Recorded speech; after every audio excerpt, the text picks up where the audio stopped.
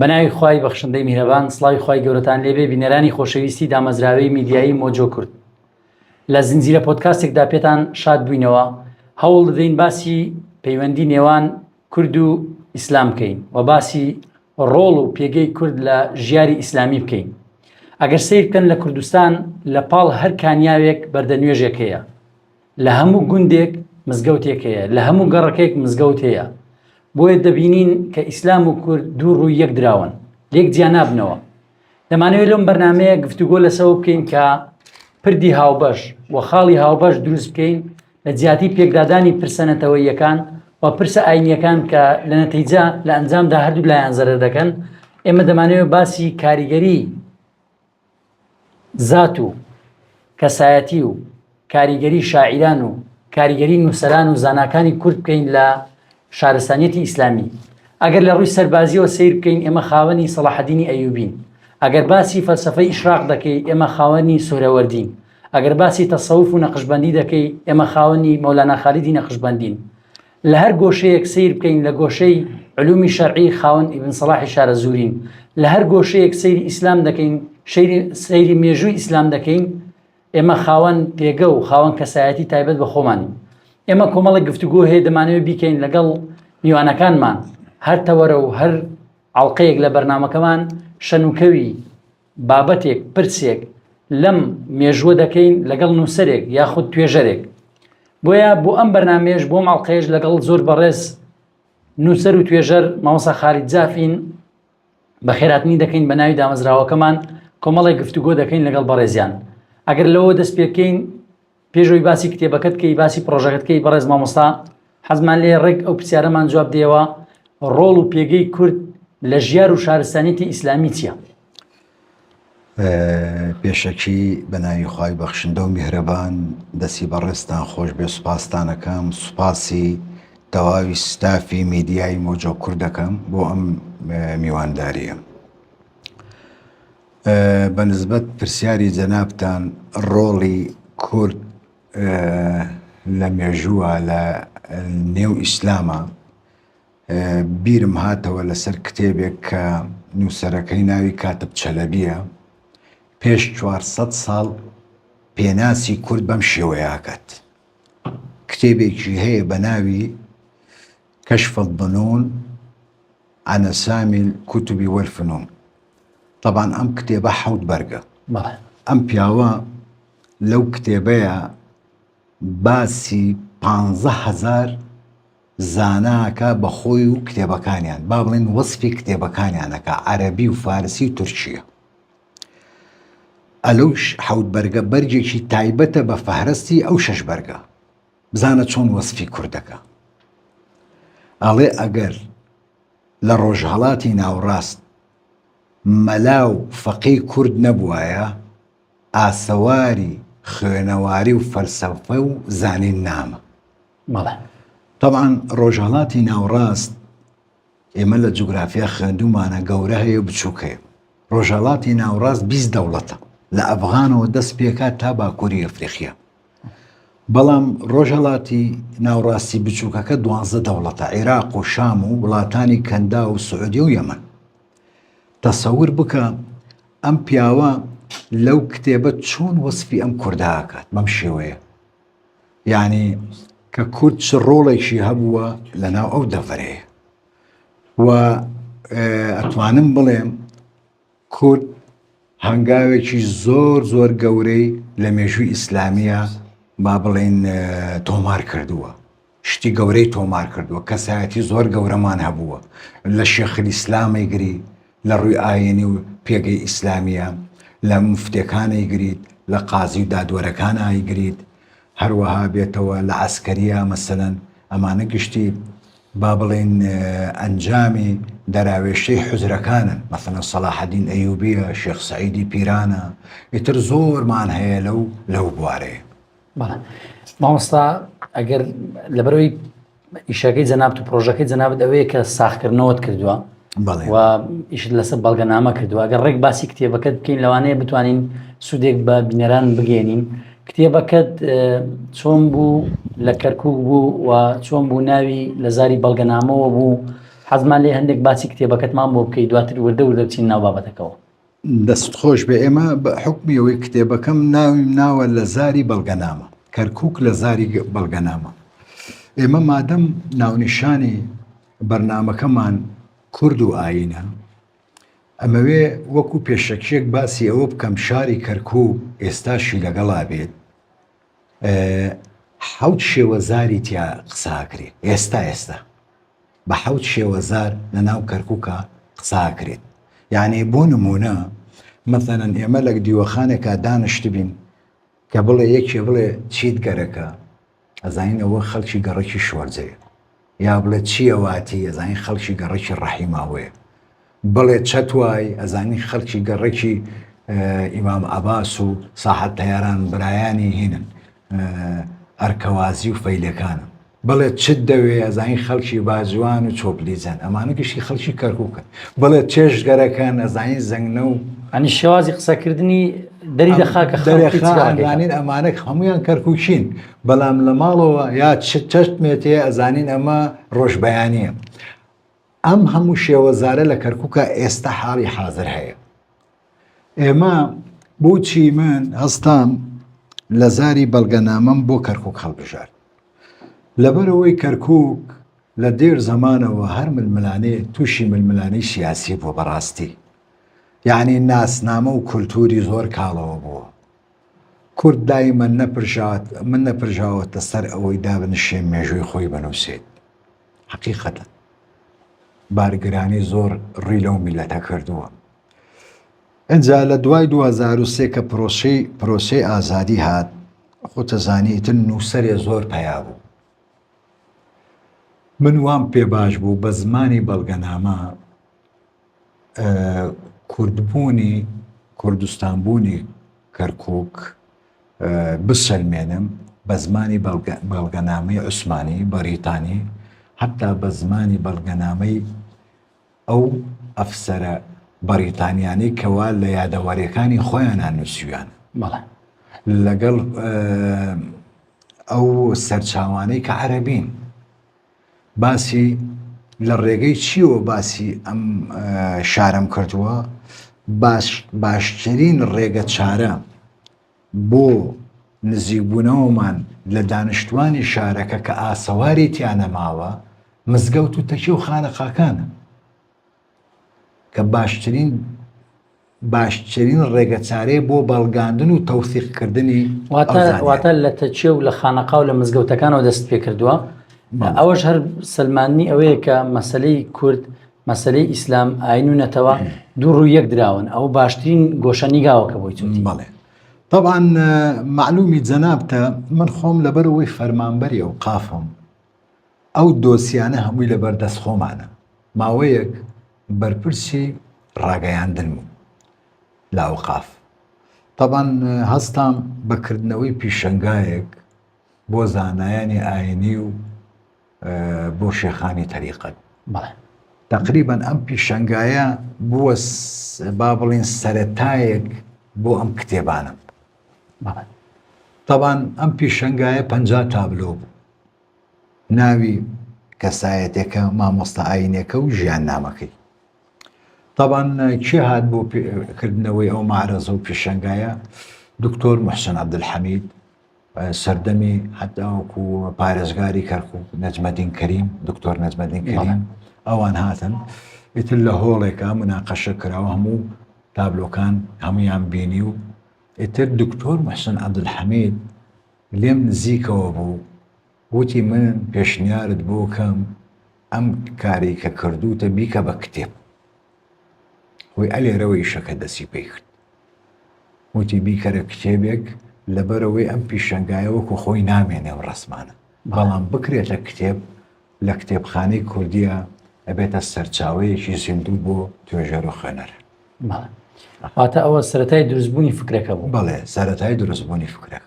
ناوەکەش بەنابردن بۆ بەڵگەنامە باشترین بەڵگەیە بۆ خۆی. بەڵێ ینی من بۆم دەرکەوت تەبان کتێب معلومی جەنابتە وەک ئیشی کاری ڕەسمکردن نییە، یعنی پیشەنگا تۆ ڕسمێکە گرتوتە و ژیان نامەی کەسایەتێک باسەکەی، بەڵام کاتێک کە ئات و ئەم مامۆستا ئاینیە ئەم شێخی تەریقەتە کە دێی ئەیکەیتە کتێب ئەبێ بڕۆی باسی مزگەوتەکەی بکەیت یا تەکێ و خانەقاکەی بکەیت لە چۆن خزمەتی کردووە کاتێک کە باسی تەکێ و خانەقاشەکەی ئەبێ یا مزگەوت ئەبێ بزانی بدۆی بە دوواداچوونیش بکەی بۆ ئەوەلیاتی ئەو مزگەوتە کێ دروستی کردووە کێ بنیاتی ناوە ئیتر وەلحاصڵ من هەستام لەبەرەوەی پیشەنگاکەم سەقفێکی زەمەنی بوو لە نێوانی کۆتایی عوسمانیەکان هەتا کۆتایی واتە سنووری زەمانی و مەکانی پرۆژەکەت بزەبت یعنی بۆ ئەوەی ینی مەلای تازەی تیانە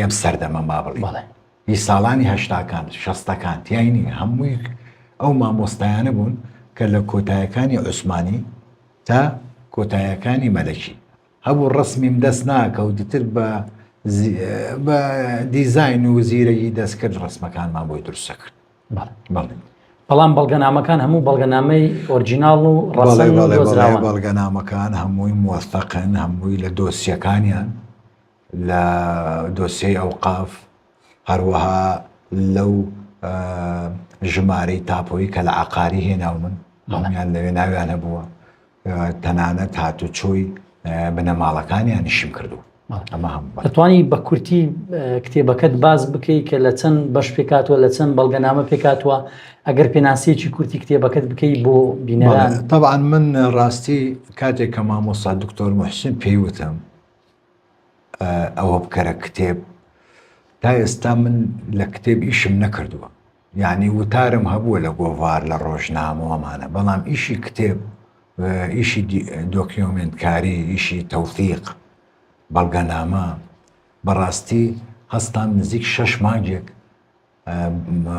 توێژینەوەی زۆرم کرد بە دوای چۆن کتێب بنووسمەوە چۆن مێژوو بنووسرێت باشترین موەسەفاتی مێژوونووس و توێژەر چییە چۆن ببم بە توێژەرێکی سەرکەوتوو لە بواری نووسینەوەی مێژوو ئەمانە ئیتر زۆر کتێبی تریشم لە خۆمان گەڵاڵە کرد هەستام فێری پرسیار و ڕاوێژمە کرد لە کەسی پسپۆر دکتۆرەکانی زانکۆ و پسپۆرانەوانی کەوا بە تەمەن و ئەزممویان هەیە هەستان پلانمدانە کۆنترین شوێن لە کەرکوو قەڵاکەیەتی لە قەڵاوە دەسم پێ کرد تەبان قەڵا چیتە سەری کەلاوەیە هیچی تیا بەسەر نەماوە مزگەوتەکانی تیان کەلاون دوانی ئاوەدانە هەمووی ڕوخاوە ئەوە بوو هەستام چوون بۆ عقاری لە تاپۆ خەریتەی قەڵایان پێدام لە دیڤیدیەکە هێنام بە ماوەی هەفتەیەک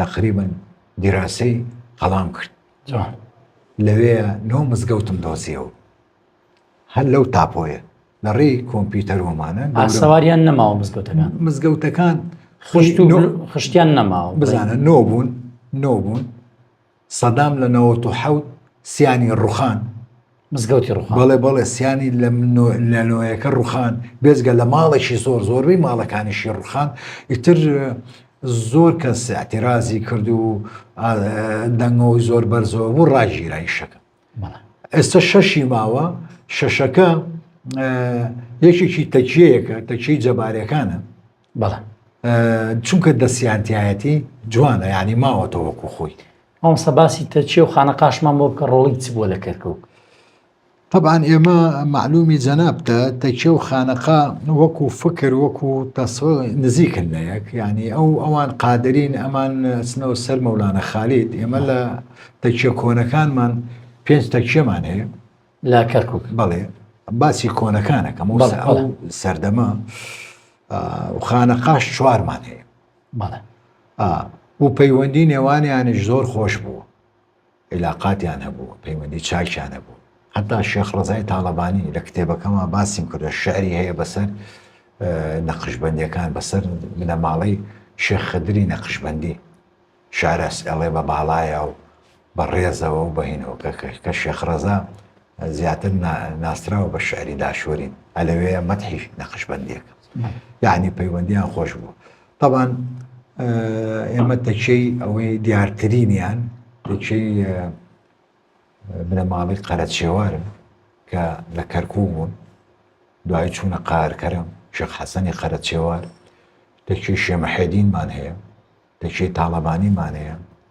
طبعا الشيخ محيدين جگە لەوەی شێخی تەریقەت بوو لە کوڕی شێخ حەسەنی گەڵە زەردەیە بەڵێ یعنی ئامۆزای باوکی کە ئەحمەدی شێخەکە بەڵێ جا دەستخەتێکی شێ بن مناسەبە ئەمە دەستنووسێکی کاکە ئەحمەدی شێخم لایە ڕەزا و ڕەحمەتی خوای لێبێ لەو دەستنووسەیە ئیجازەی تەریقەتی داوەتە کوڕێ شێخ محیدین جا تایە ئەڵێ باوشی تۆ چۆن ئیجازەی بە باوشی من داوە منیش ئیجازە بە تۆت بەڵێ ئەوە لە کتێبەکەم ئاماژەم پێی کردو بەڵێ مامۆستای بەڕێز چامان بۆ هێناو نەگەر تەشریف دەست خۆش فەرمون و چایەکە بخۆن لەگەڵ قسەکان خۆشترە دەوام مامۆستا سەبارەت بە کەڵەزانا و شێخانی تەریقەت و شاعیرانی کەرکووک ئایا دەستنووسەکانیان بەرهەمەکانیان هەموو چاپ کراوە لەم ساڵی ڕابردوو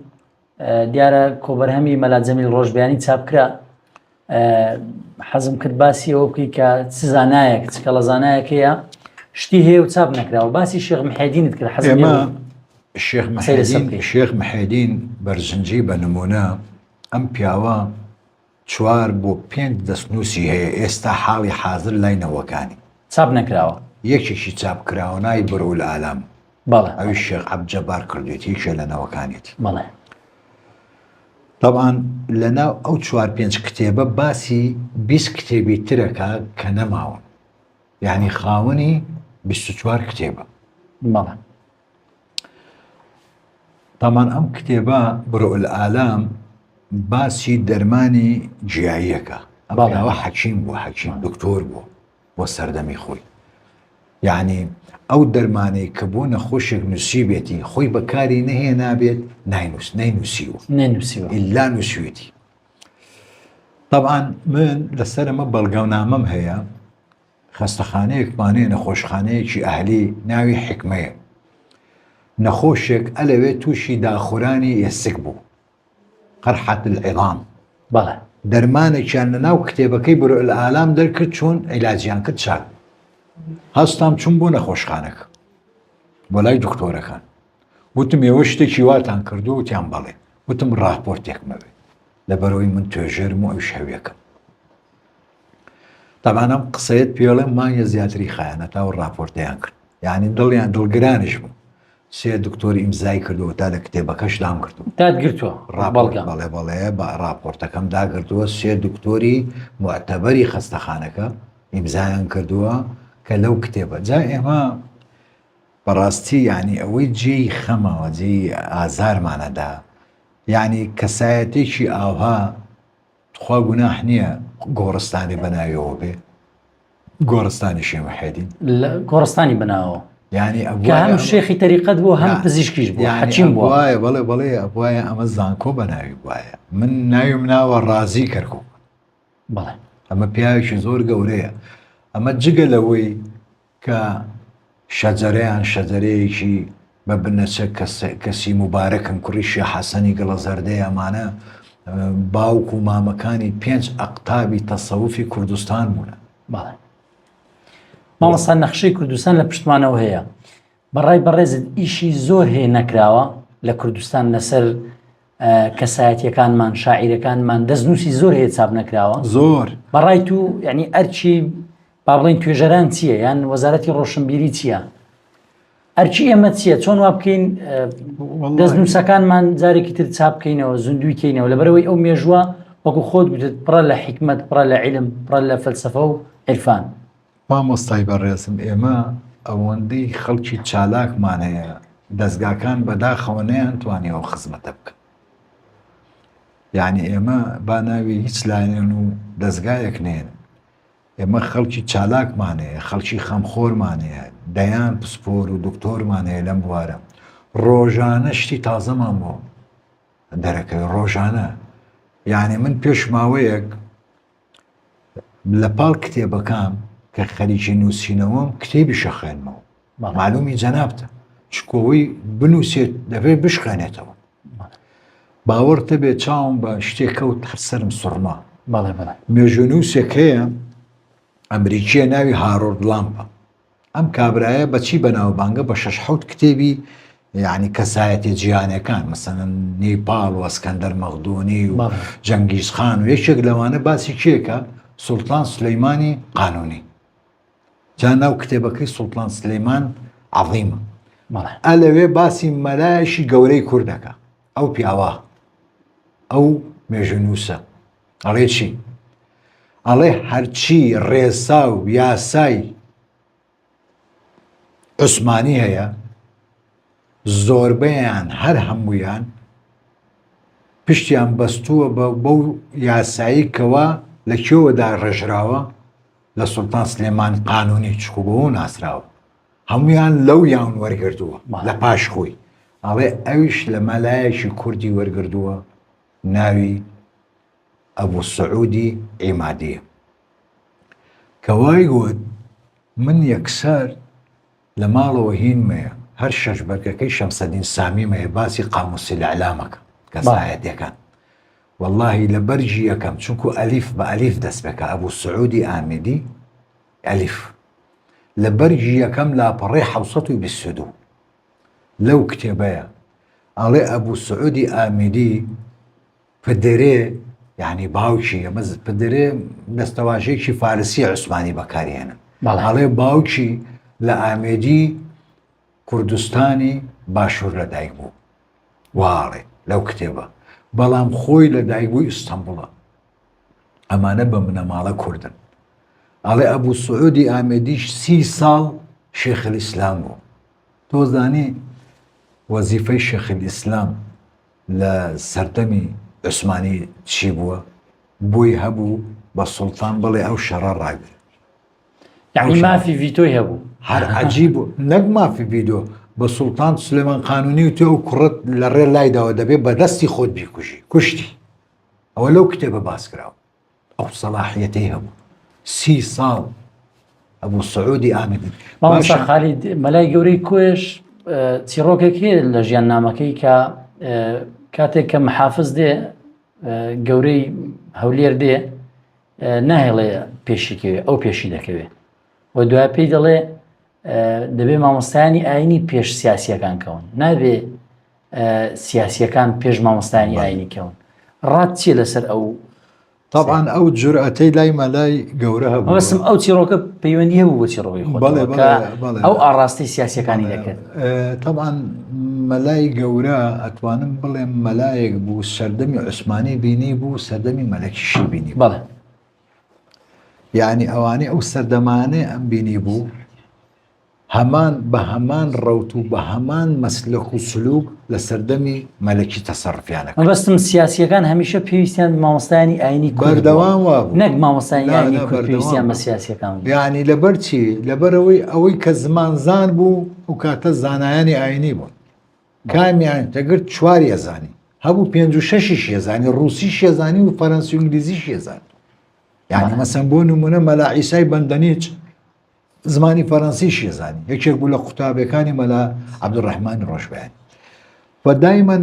مامۆستای ئاینی لە هەموو بوارێکە ئەو کاتە لە پێشی پێشەنگ بوون بەڵێ بەڵێ ئیتر لەبەرەوەی با بڵێن موسسەساتی عوسمانی زیاتر ئاینی و بەناوی ئیسلام و ئەمان بوون دایمەن والی بووە وایە کەسێکی دیندار بووایە حاکم و بە هەمان شێوە دایمەن لە هەموو شوێنێک مفتیەکیان ئەبوایە لەگەڵا بێت بۆیە دایمەن لە هەموو شتێکە ئەوان دەست پێشخەریەکرا کەواتە شکوی خۆیان پاراستووە بەڵێ بەڵێ بەوەی کە خۆیان ئیشیان کردووە خۆبژێویان هەبووە دەستیان لە بەرامبەر سوڵتە و دەسەڵات پان نەکردێتەوە هەتا بۆ نمونە ینی لەسەرەوە مەسەن مەلا گۆرانی شارە زۆر من لە ئەستەمبوڵ چوومەتە سەر قەبرەکەی ڕاوێژکاری محەممەد فاتیح بوو مەلا گۆرانی شارە زۆر ڕاوێژکاری بوو یەکێک بوو لە لەوانەی کە ڕاوێژی بەو کرد کە ئستەمبوڵ بوو ئازادکە حتا ئەگەر لە وێنەکانیان ببینی جاران کامیرە نەبوو کەسی مستەشرق هەبوو وێنەکێش بوو بانیانەکرد وێنەی ئستەمبوڵ کێشراوە کە چوونە شەڕ بۆ لە شەڕا بەشداریان کردو محەممەد فاتیح هینیش لەگەڵیا بۆ لە ناو وێنەکەیە مەلا گۆرانی شارە زۆر یعنی لە ڕسمەکانی شاگەر ببینی سوڵتان محەممەد فاتح بە پێوە وەستا و دانیشتو شەرمی کردو دانیش بەڵێ ئێمە کاتە کوردێک مامۆستای باوەڕ تەبێ سوڵتان محەممەد فاتح بەڵێ بەڵێ یعنی کورد لە مێژووە ڕۆڵێکی زۆر گەورەی بینیوە لە ڕۆژهەڵاتی ناوڕاست ومانەیە. مامۆستای بەڕێز ئەگەر بگەڕێنەوە باسی کتێبەکە و باسی کەرکووک حەزم لێ بوو تۆزێ ورتر باسی جێپەنجەی زانانی کورد بکەی لە ناو قەڵای کەرکووک. پێش ئەوەی باسی زانایانی کورد بکەم لە قەڵا با باسی جێپەنجەی سلێمان پاشای بابان کەم. بەڵێ ڕەحمەتی خوای لێبێ. بەڵێ کتێبێک هەیە هین محەممەدی خاڵ شێ محەممەدی خاڵ لە پەنجاکان چاپی کردووە لەسەر مامۆستا هین شێخ معروفی نۆدێ شێمارفی نۆدێ کتێبەکە بە عەرەبیە شێخ معروف نودهی ئەمە لە مەطبعەی تەمەدون لە بەغا لە پەنجاکان چاپ کراوە لە لاپەڕێی 17 ئەو کتێبە شێخ محەممەدی خاڵ چیاڵی ئەڵێ لە ساڵی 1936 سەردانی عەزمی بەجی بابانم کرد. بەڵێ ئەڵێ کاتێک چوومە ماڵ بۆ لای بۆ خزمەتی ئەڵێ چام کەوتە بەڵگەنامەیەکی بۆ هێنام زۆر گەورەیە من ڕسمیم کردووە بەڵام بەداخەوە کوالیتی زۆر وانەیە نەماوە ئێستا و بەڵگەنامەیە دیار نەماوە لەو بەڵگەنامەیە سی مۆری مامۆستا و زانایانی ئاینی ئەو سەردەمە هەبووە بۆچی؟ بۆ ئەو وەقفانەی کەوا سوڵتان سلێمان پاشای بابان کوژراو بۆ ناسراوە ئێمە لە میرنشینی بابان 4 سلێمانمانە بوو 1 2 3 4 ئەمە دووەمینیانە سلێمان پاشای کوژراو ئێستا گڵکۆکەی وا لە قەڵات چوالانە بەڵێ هەرچی زەوی و زار و ئاسیا و بە ئاشیا و ئاش و هەرچی هەیە گشتی کردووە بە وەقف بۆ تەکیە و خانەقا و مزگەوت و نامچی لە لاپەڕێی 17 کتێبەکەی محەممەدی خاڵ ئەڵێ 2 مزگەوتشی لە قەڵای کەرکووک دروست کردووە مزگەوتی مەیدان و مزگەوتی شاعباس وا ناوی هێناوە طبعاً من مەیدانم دۆزیەوە بەو کەلاوەیە کاتێک کە باسم کرد پێشتر چوم خاریتەی قەڵام هێنا ئێمە لە قەڵا 3 گەڕەکمانەیە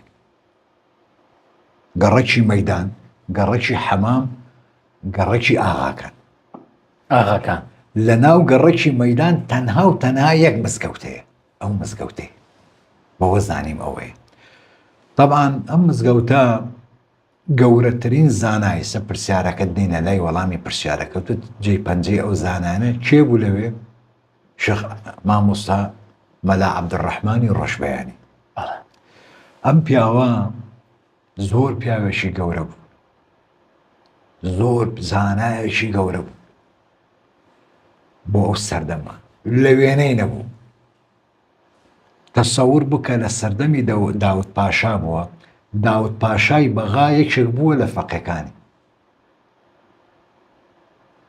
ئەم پیاوە لەگەڵ مەولانا خالید پێکەوە لە حوجرە خوێندویان مەلا عەبدوڕەحمان ڕۆژبەیانی بەڵێ هاوڕێی بووە دوایی مەولانا خالید کە چوو بۆ هیندستان و گەڕایەوە تەریقەتی نەقشبەندی هێنا یەکسەر بووە موریدی مەولانا خالید ڕاست جا داوود پاشا ئەمە قسە هەیە لەسەری لە یاداشتەکان نووسراوە داوود پاشا سەری سوڕەمێنێ ئەڵێ مامۆستا عەبدوڕەحمان تۆ خۆت مامۆستای زەمانی ئێستای جێگرەوەت نییە تۆ چۆن بوویتە موریدی مەولانا خالید وتی ئەو زانیاریانەی کەوا من لە مێشکما هەیە و خوێندومە و بە دیراسە و بە ئەزمون ئەو بە نووری خوای بینیت جوانە ئەوی من بە قاڵ و بە نەزەریات دەیزانم ئەو بە حاڵ و بە عەمەل دەیکا عەبدوڕەحمان ڕۆژبەیانی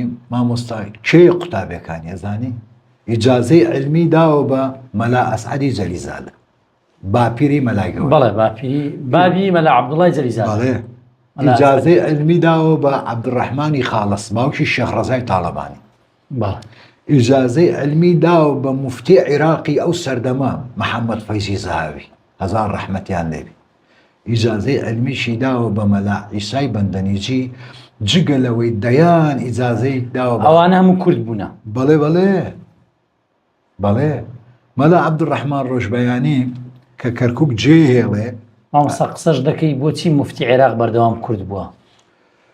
والله ئەم پرسیارە یعنی هەتا ئێستاش ینی تا ئەم دوایەش 2005 غەریقی ڕەحمەت بێ مامۆستا عەبدولکەریم مودەڕیس بەڵێ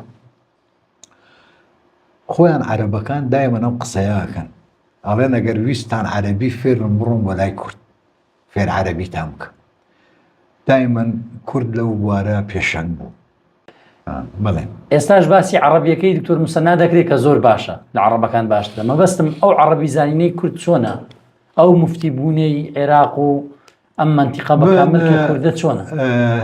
ئەزانی چی مامۆستایەکمان هەیە لە کەرکووک با هەر ناویشی بێنم ناوی ئیبراهیم جەباری.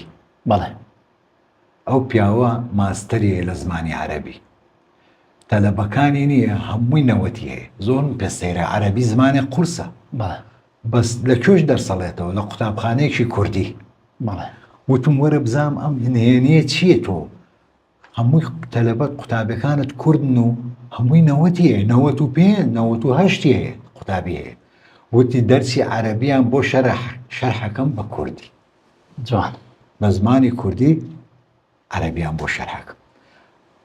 ئەمەی لەکوێ وەرگردووە لە مامۆستایانی حوجرە جاران مامۆستایان لە حوجرە بەچی خەڵکیان فێر فقه و شەریعەت و ئوسوڵ فقه و فەرموودە و علمی فەرموودە و ماناکرا با بڵێن زانستەکانی شەرع بە زمانی کوردی فێریانیانەکرد چونکو تۆی مەوزوعەکە تێگەیشتنە فەهمە حەفظ نییە.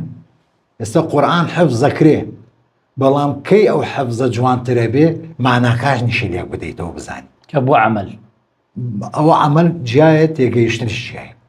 فلێرەیە ئەم مەوزوعە ئەم بایەخدان و ئەم احتیمامە ئێستا لای کورد فێربوونەکە و تێگەیشتنەکە پێکەوە گرێدراوە بۆیە کەوتۆتە پێش عەرەبەوە. مامۆستا چیرۆکەکەم پێ بڕی ببوورەوەی پێشتر تەواو بکە مەلا عەبدوڕەحمان ڕۆژبەیانی. بەڵێ عەفو مەلا عەبدوڕەحمانی ڕۆژبەیانی کەرکووکی جێهێشت طبعاً چوو بۆ بەغا. بۆ چوو بۆ بەغا؟ ئەو کاتە مەولانە خالید چوە دیمەشق لەسەر داوای ئەو چوە تەکیەی خالیدیە لە شارع نەهرە لە بەغا بە ناوی مەولانە خالیدە تەکیە خالیدیە چوو لەوێ بۆ مامۆستا. جا ئەو لە دیمەشق بوو جارجار کە نامەی بۆ نارد بۆ عەبدوڕەحمان ڕۆژبەیانی بە دێڕێکی شعری متەنەبی شعرەکەی بۆ نارد ئەیوت قليل منك يكفيني ولكن قليلك لا يقال له قليل. ئەڵێ کەمەکەی تۆ بەشی من زۆر بەشی منەکە کەمەکەی تۆ بەڵام بە کەمەکەی تۆ ناوترێکم تۆ دایما زۆری. شعرەکە نازانم ئەگەر توانی بێتم بەو شێوەی خۆی کە مەبەستی بوو. ئەمانە دایما قەد وەکو شێخ و مورید مامەڵەیان لەگەڵ یەکانە بووە. جا ئەو دوو کوڕیشیە بوو مەلا مەحەمەد و مەلا ئەحمەد مەلا عەبدوڕەحمانی ڕۆژبەیانی. طبعاً ڕۆژبەیانیەکان یەکێک لەوانەی کەوا ناسراون ئێستا یعنی مەلا جەمیلی ڕۆژبەیانی هەیە باوکشی مەلا بووە مەلا ئەحمەدی فورقان. ئیتر زیاتر ئەم زانیاریانە من لە مەلا جەمیلی ڕۆژبەیانی وەرم گرتووە. ئەو پیاوە کەسێکی مێژوونووسی چاکە و مەعتەبەر. مامۆستاگەر ئەو پرسیارەت لێ بکەم بچینە سەر ئەو تەوەرە سوودی ئەم کتێبە چییە؟ ئایا ئەم کتێبە بۆچێ باشە بیخوێنێتەوە؟ ئایا چەند ماستەر و دکتۆرای لەسەر وەرگیراوە؟ کتێبەکە چۆن دەست دەکەوێت؟ هەندێک وردەکاری کتێبەکە باز بکەی بۆی بینەران ئەوانەی کە تاکو ئێستا چاویان بە کتێبەکە نەکەوتووە باسوخواسیان نەبیستووە بەڕێز شت معلومە حەزم لێ بینەران بزانن کە جەنابی مامۆستا خەڵاتی بلەی وەرگرت لە سەرنووسینی ئەو کتێبە.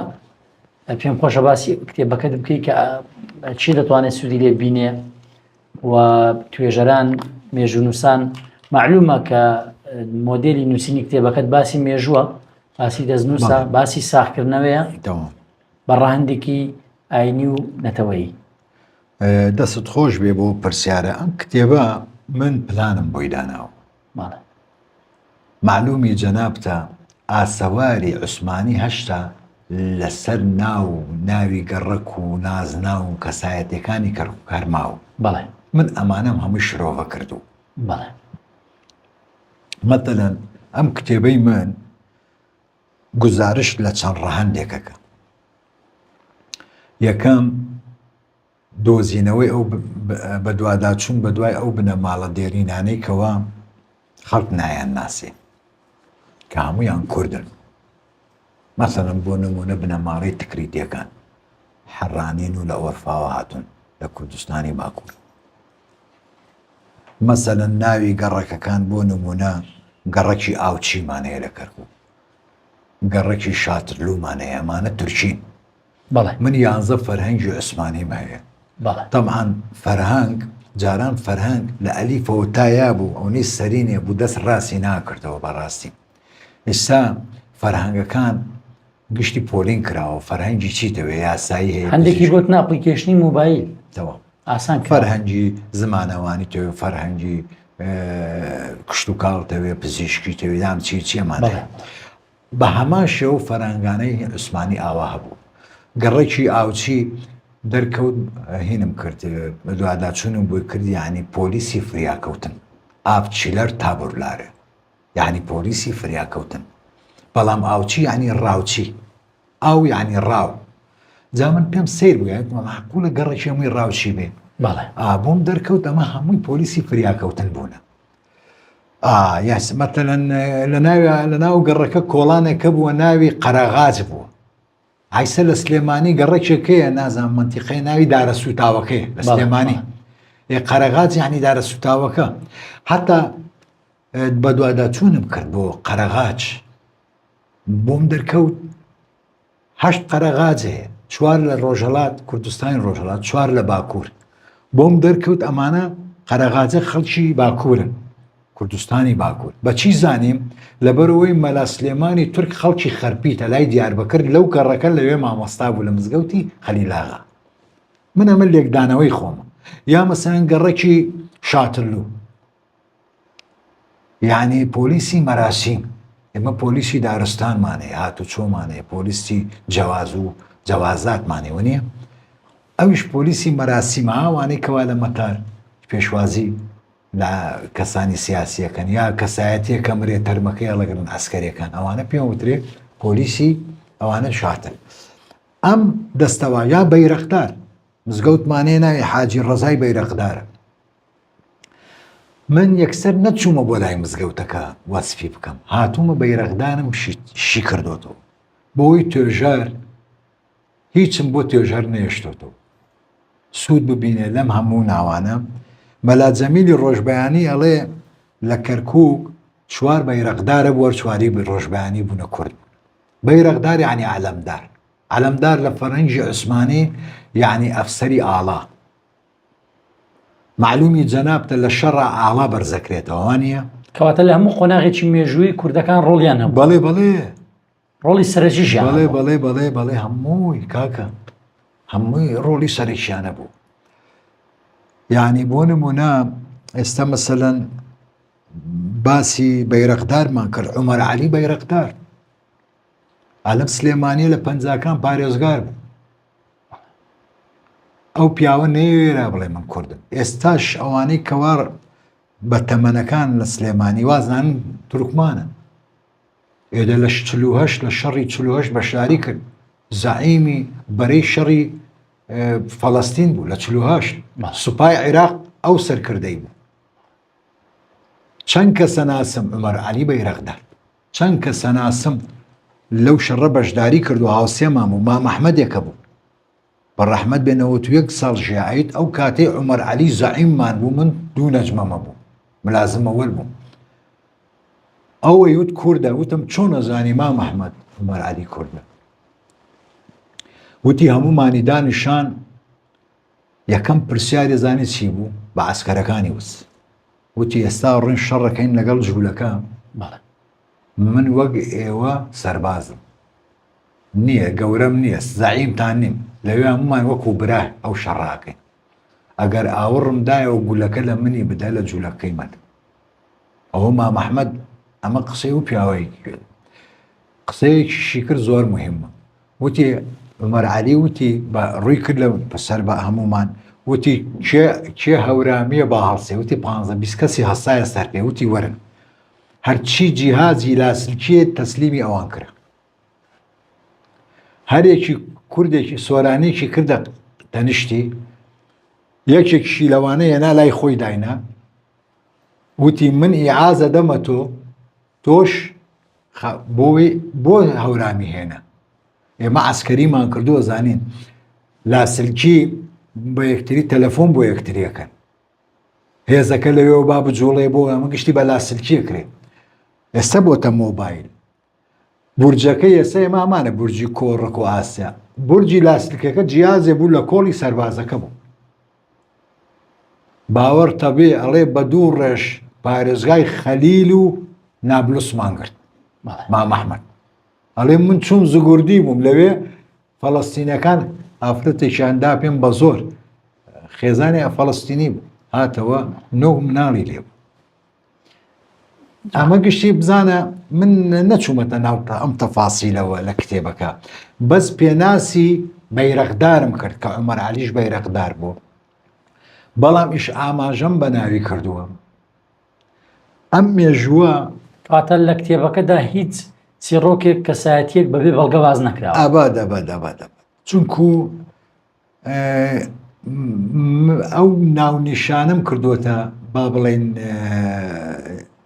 حەقی بدەمێ، ینی هیچ شتێکی خۆمیتیانات بە تەبیعەت مامۆستا مێژوو زانستێکی بێلایەنە. ئێمە هەر کەسێک لێیدا بتاشەیە بۆ زیادکە ئەوە لە ئەکادمیەت و ئەلمیەتی بابەتەکان هەمووی لە دەسەدا ئەبێ مێژوو وەکو خۆی باز بکرێت.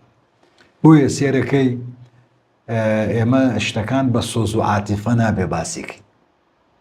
ڕاستە ئێمە ئێستا شانازی بە کوردبوونی خۆمانەکەین، ئەم شانازیکردنە حەزەکەم هەمووی بە بەڵگەنامە بکرێت.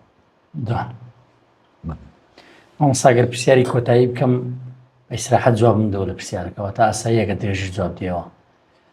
کتێبەکە چەند بەرگە چەند بەرگی ماوە، بە تەحدید هەندێک وردەکاری ئەرقام پێ بڵێ چەند ماستەر و دوکتۆرای لەسە هاتووە، واتە خوڵاسەی کتێبەکە لە کۆتایی ئەگەر بتوانین باز بکەی خوڵاسە بۆ خوێنەر بەپێ ئەوەی بچینە ناو چێڕۆکەوە سوپاس دەکەم. ئەم کتێبە 1500 بەڵگەنامەم بوو هێنا بە وێنە و بە دەستنووس و بە نووسراوی فەرمی و بە مۆر و بە تەوقیعاتی کەسایەتەکان هەموویان. ئەم کتێبە من 15 ساڵیشم لەسەری کردو. ئەم کتێبە 440 سەرچاوم بۆی هێنەوە، 261 عەرەبیە، 201 سەرچاوی کوردیە، 5 سەرچاوی فارسیە، 50 سەرچاوی عوسمانیە، 5 سەرچاوەشی بەریتانیە، 7 وەرگێڕی ئەکادمیم هەبووە. دوانی هەر بە تەمەن لە 80 ساڵم تەمەنە. ئەرە وەڵڵی من خۆم زمانی تورکمانیە زانم، تورکی عوسمانیە زانم.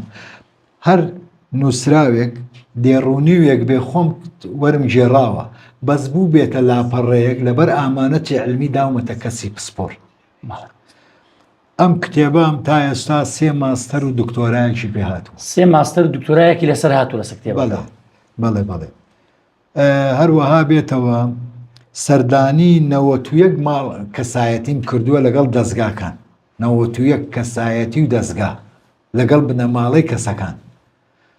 کاڵێم 91 دەستگا بۆ 20 جا چوومە سەریم داوە، ماڵ هەبووە 15 جا چووم، یعنی لایکەم ئەم 91 لە دەی بدە، یعنی 910 سەردانیم کردو لەم ماوەی 15 ساڵە. 72 شەجەرەم کردو. 72 شەجەرە چییە؟ تۆ چەند برای، بابت باوکت چەند برایە، باپیرت چەند برایە.